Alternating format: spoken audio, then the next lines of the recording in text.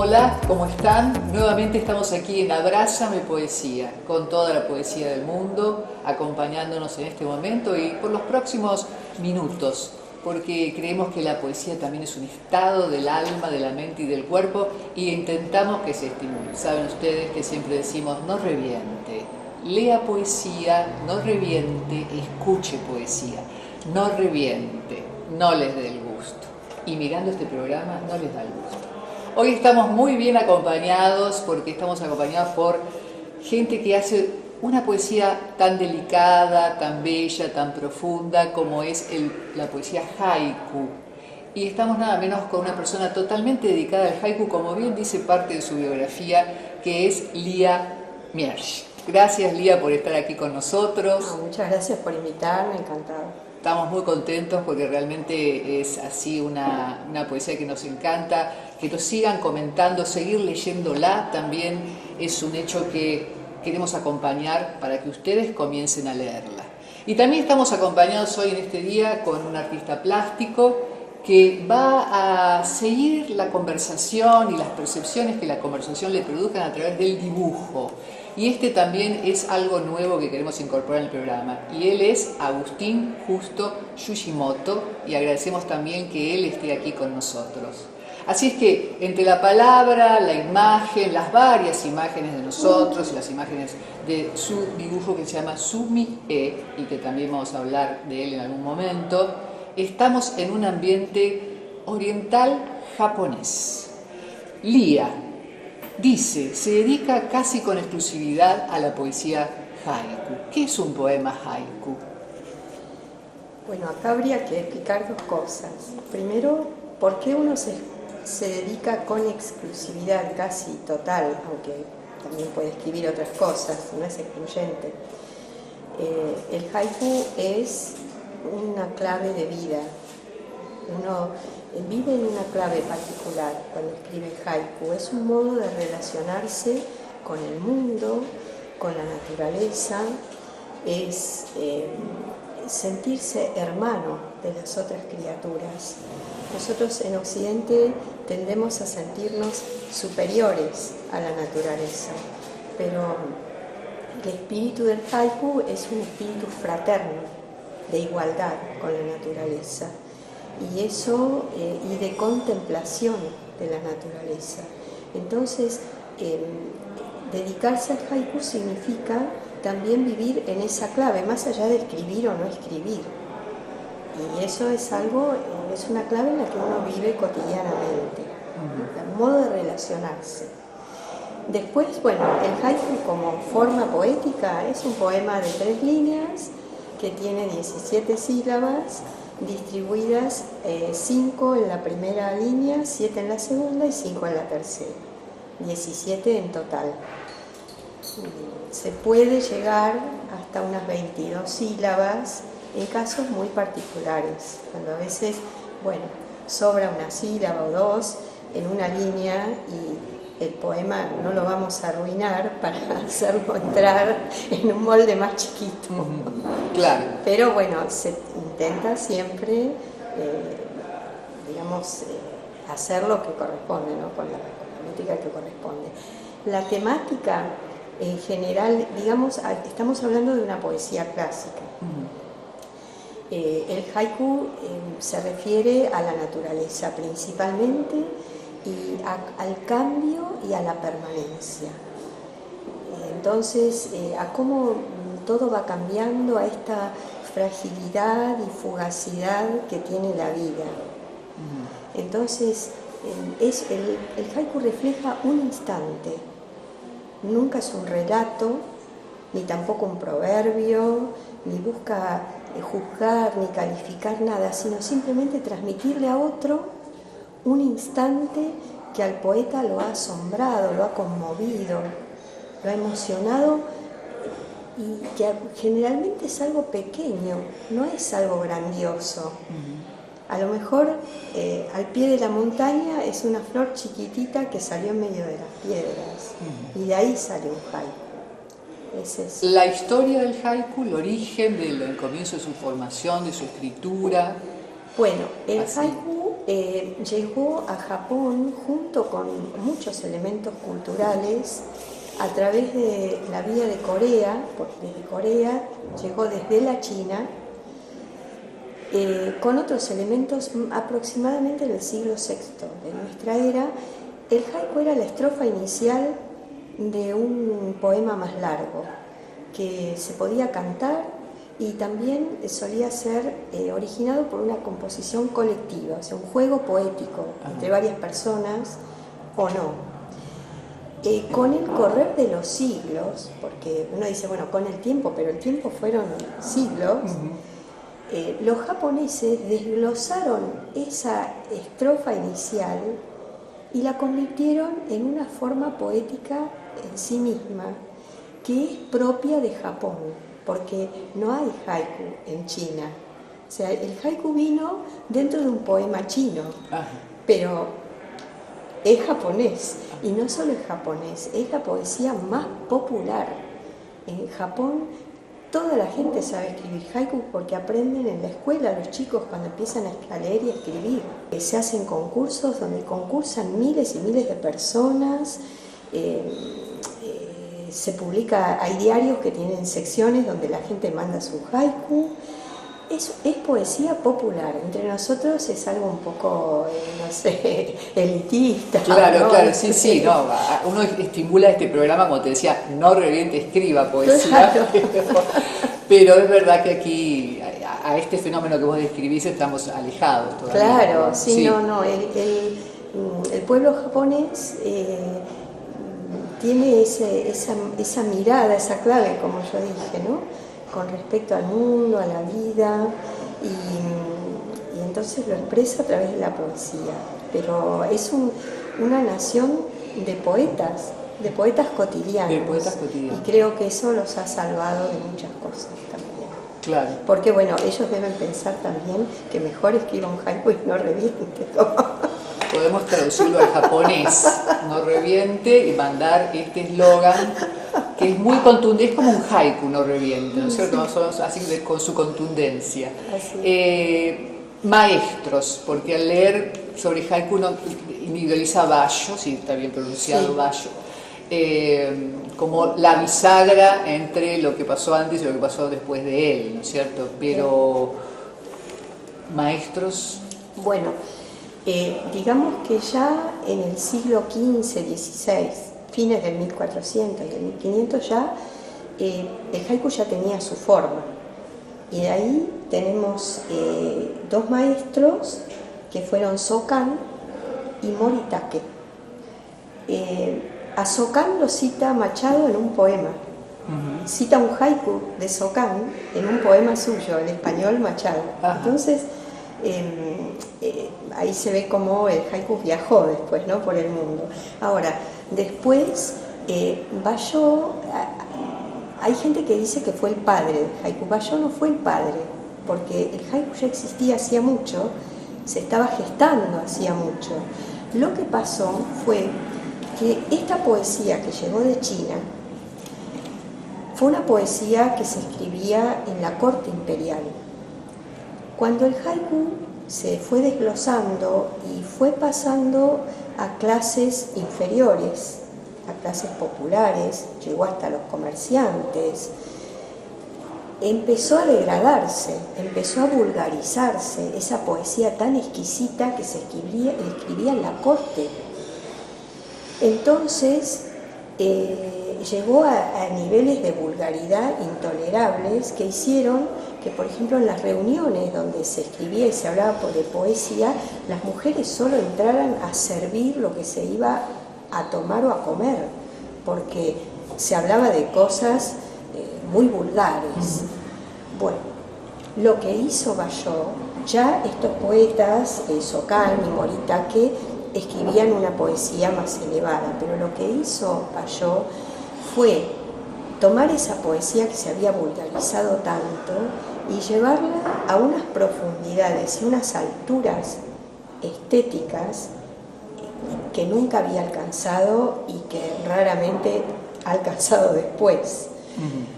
Basho era un hombre que se había formado como samurái y que tenía una cultura extraordinaria de su época, ¿no? Conocía a los poetas chinos, era un hombre culto, que había vivido en un ambiente de cultura y que después se hizo monje.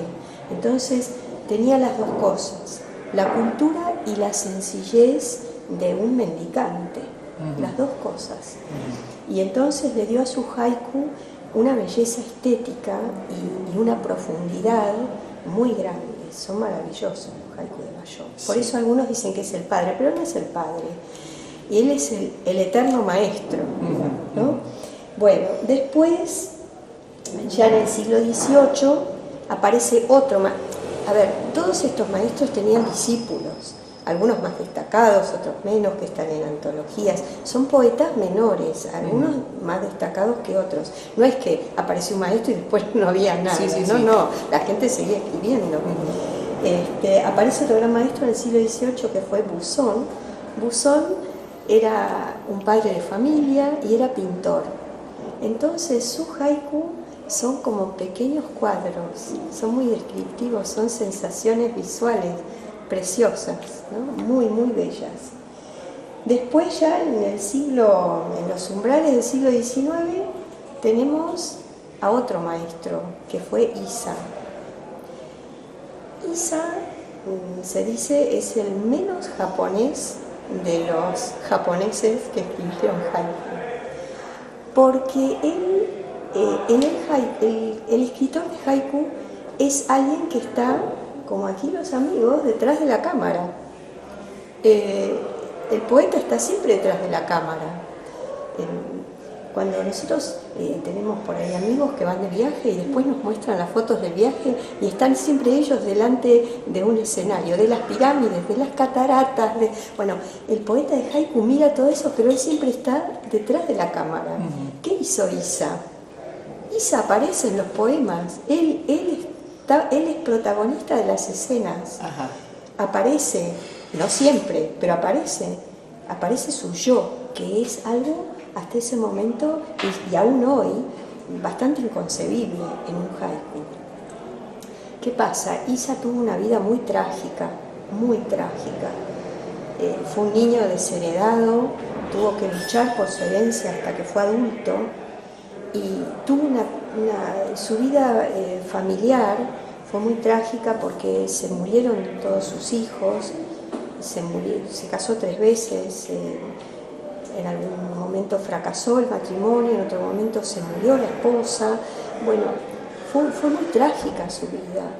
Y ese yo que aparece es en realidad un yo doliente. Es algo que uno le disculpa, porque él en realidad lo que muestra es su orfandad. Y lo que es la orfandad. Él se compara con todos los animales, sobre todo los más chiquitos. Se hace en su haiku, hay pulgas, hay todos esos animales que detestamos, que los queremos matar, bueno, gorrioncitos, animales pequeños, y hay mucha ironía y mucha acidez también con respecto a la buena sociedad. Entonces, es un maestro loco que escribe unos haiku que no son como los de los demás. De los pájaros. Bueno, y es tal vez el más querido en Occidente por ese motivo, porque él se parece más a nosotros que a sus paisanos. Claro. Y los temas han cambiado, evolucionado, no sé si es la palabra, pero que han cambiado de la naturaleza hacia otros temas, por ejemplo, para las personas que vivimos en la ciudad y que están escribiendo haiku. Sí, la temática, no tal vez la forma, pero se ha modificado. Acá tenemos que hacer un salto. Después de Issa hay otra vez un descenso de la calidad. Y después aparece otro maestro en los umbrales del siglo XX que fue Shiki, que fue el que volvió a poner en valor el haiku. Él fue corresponsal de guerra, periodista, un hombre del siglo XX, ¿no? De la modernidad. Y algo que no hay que olvidar es que los grandes maestros de haiku, desde Bayó hasta Issa, vivieron en un Japón clausurado. El Japón estuvo cerrado al mundo desde 1638 hasta la occidentalización, que fue en 1868, como fecha formal. Durante ese tiempo los japoneses no tuvieron contacto con nadie, más que con sus paisanos. O sea, estuvieron varios siglos cerrados al mundo. Solo llegaban los barcos holandeses al puerto de Nagasaki y los japoneses les construyeron en aquella época una isla hecha a partir de piedras, de escombros, con viviendas, con todas las comodidades, donde se alojaban los holandeses mientras cargaban y descargaban en el puerto. O sea que nadie hablaba con ellos, más que el comerciante o el práctico del puerto, nada más. Eso es algo que hay que tener en cuenta, porque hasta Isa vivieron en un Japón que no conoció otra cosa más que lo de ellos. Y Shiki fue corresponsal de guerra, viajó a Rusia, es un hombre de otra época. Y tiene haiku que hablan de cuando él estaba internado tuberculoso en el hospital. Las noches, el frío en la noche del hospital, cuando las enfermeras están dormidas, no se dan cuenta que él está muerto de frío. Bueno, escribió un diario sobre sus últimos días en el hospital, que el título tiene las medidas de la cama donde él estaba. Él escribió haiku tradicional, se inspiró en Buzón, que fue su modelo, pero aparecen estas cosas. Aparecen mujeres que por una sociedad tremendamente patriarcal estaban totalmente fuera de la fama, digamos, de ser conocidas. Y estas mujeres empiezan a hablar de un mundo femenino. Ya en el siglo XIX empieza, con la occidentalización, empieza esto. Empiezan a hablar de la naturaleza, sí, pero desde un mundo femenino, desde las vivencias de las mujeres en una sociedad patriarcal, que además empieza a cambiar, y entonces de a poquito hay cosas que se empiezan a alterar de las costumbres antiguas, ¿no? Y bueno, y después tenemos, aparecen, por ejemplo, revistas de haiku dirigidas por mujeres y que son para las mujeres, donde escriben colaboradoras y aficionadas que mandan sus poemas, son mujeres, y es para ellas. Eso apareció en el siglo XX, cosas inéditas. Y después, bueno, un tema prohibido en el haiku, lo mismo que está prohibida la grosería, y tampoco se habla de amor en el haiku, era la guerra. También hay que entender, el gran desarrollo del haiku se dio en una época en que Japón estaba cerrado al mundo y donde gobernaban señores feudales en una especie de dictadura de varios siglos, apoyada por los samuráis, que eran sus tropas personales. Entonces, ¿quién iba a hablar de la guerra? Primero que no había guerra, porque había una especie de pax romana, claro, no se movía nada. Y además, ¿quién iba a hablar de guerra? Porque eso era también un peligro, ¿no? Así que la guerra era un tema prohibido, como también la religión, la filosofía, todo lo que tenga que ver con el intelecto. El haiku es una poesía de las sensaciones, ¿no? Y de la emoción y del momento, así. Entonces, ¿pero qué pasa? Cuando los japoneses se occidentalizan y empiezan a tener trato con las grandes potencias, empieza a haber conflictos bélicos. Japón se empieza a involucrar en conflictos con China, con Rusia. Y bueno, tarde o temprano el haiku refleja la vida, ¿no? Así es. Shiki dijo que haiku era mostrar la vida. Entonces la guerra, no voy a hablar de la guerra, pero la guerra, me tiraron una bomba y me destrozó, no sé, mi huerta, mató a alguien querido, me quedé sin casa, no sé. Y todo eso, tarde o temprano, empieza a aparecer. Sobre todo en Japón, después de la Segunda Guerra Mundial, después de la bomba atómica, empiezan a aparecer. Y después en todo el mundo, cuando ya el haiku se hace popular, todos los países que han estado involucrados en la guerra tienen gente aficionada al haiku que ha escrito. Y hay una antología mundial sobre el haiku, sobre violencia, violaciones a derechos humanos y sobre la guerra, publicado por en la zona de la guerra, la ex Yugoslavia, la guerra de los Balcanes. Bueno, un autor de haiku de allí hizo una antología recopilando poemas de todo el mundo, de países que han estado en guerra, y es algo estremecedor, porque la gente no habla de la guerra, habla de lo que de las percepciones por ejemplo, yo leí en ese libro un poema que dice: esta primavera no han llegado las golondrinas, llegaron los aviones. Y cosas por el estilo. Claro, se habla de la sí. naturaleza alterada, rota. ¿Y aquí en Argentina? Acá en Argentina, el haiku llegó a Europa primero porque al occidentalizarse Japón empezaron a contratar profesores para colegios y universidades. Entonces el intercambio empezó primero con Europa, con Inglaterra, con Francia, Alemania, los países que por esa cuestión se involucraron primero. Después pasó a España. Como dije, Machado tiene un poema donde cita a Socavón. Y después de España, José Juan Tablada, un poeta mexicano, lo llevó a México. Y empezaron, hacían cualquier cosa, escribían haiku con título, con rima, que tampoco tienen, experimentaban.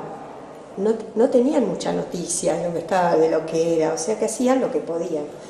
Y acá en Argentina, el interés por el haiku ha sido un poco tardío en realidad. Acá tuvimos a Osvaldo Svanasini, que hizo traducciones de haiku japoneses, él fue el que comenzó con eso. Y después tenemos, a ver, yo lo traje aquí anotado para no olvidarme, en 1966 se publicó una pequeña antología de haiku que se llama 100 haikais y un soneto. Son 100 haiku y un soneto al final de Álvaro Yunque, que es un poeta muy conocido y que tal vez no sospecháramos por su estilo habitual que escribiera haiku. Después Eduardo González Lanuza publicó Haikais, otra pequeña colección en 1977. Siempre son haiku que, digamos, no son buenos por el intento. O sea, el intento de haber escrito y de haberse animado a publicarlo está bien, porque siempre se van abriendo caminos. Pero son haiku, como dije, que son como experimentales, ¿no? Algunos, no recuerdo si es Álvaro Yunque o González Lanuza que le pone títulos al su haiku como hacía Tablada. Entonces, bueno, vale como intentos, está muy bien. Y en el 81 Borges publica su poemario La Cifra, que tiene 17 haiku y otros poemas occidentales. Así, ¿no? eso es poco un más libro conocido. bellísimo. En tus publicaciones, hay una experiencia con niños. Sí. ¿Cómo fue eso? ¿Mi experiencia con niños? Haiku y niños. Bueno, eso fue una cosa bastante loca, porque yo soy socia de la Sociedad Argentina de Escritores de la filial oeste, de la zona donde vivo, y fui a la Feria del Libro de Morón, y estaba de guardia en la feria como socia de SADE.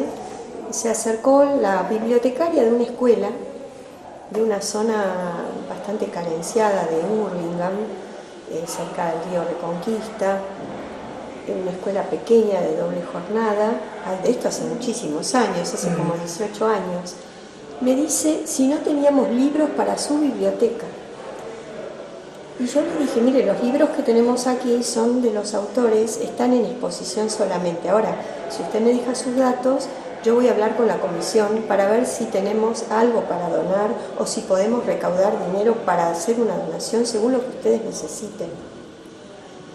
Yo la vi tan desconsolada, esta mujer, que le dije, mire, yo hago esto, y le mostré la antología, la primera antología que habíamos publicado en el grupo con Lidia Miyakawa en la Asociación Japonesa Seibu de Morón, donde yo me formé con ella.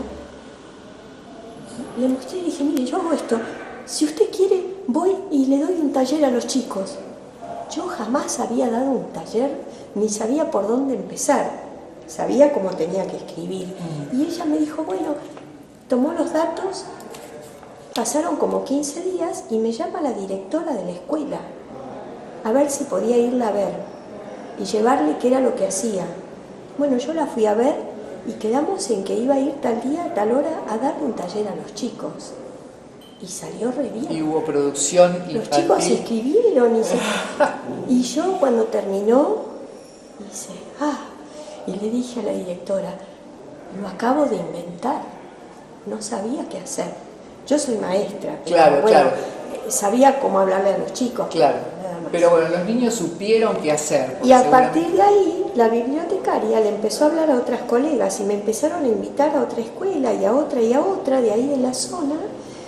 Después, bueno, yo escribí un trabajo sobre, que se llama Taller de Haiku para Poetas Menudos, donde yo vuelco ahí toda la experiencia que tuve con los chicos, cómo hicimos para escribir.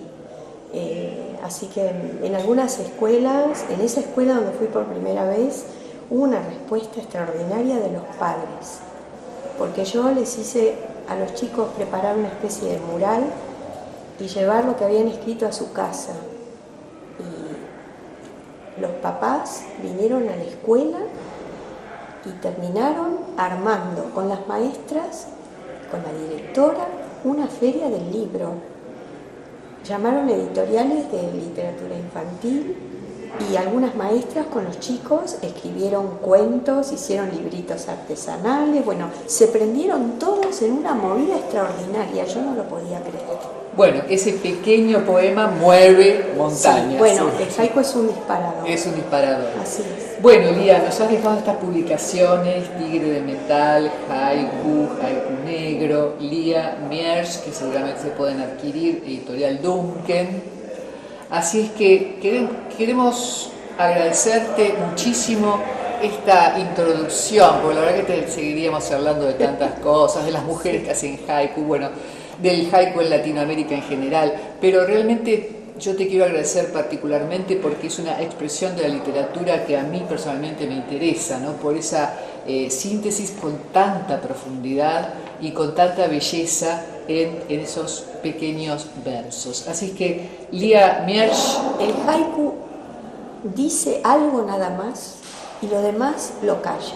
Y acá es lo mismo, ahora los dejamos a todos con la mitad de lo que había que contar y que empiecen a curiosear y a buscar, y alguno que ojalá se anime a empezar a escribir. Exactamente. Y bueno, y por último también quiero agradecerle a Agustín Justo Yoshimoto, que ha estado dibujando a lo largo de todo este encuentro con Lía, y entre palabras de haiku y dibujos sumie, la verdad que hemos pasado un momento muy agradable.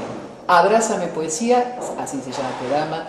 Yo me llamo Silvia Docampo y no reviente, lea poesía. Hoy, por ejemplo, un haiku.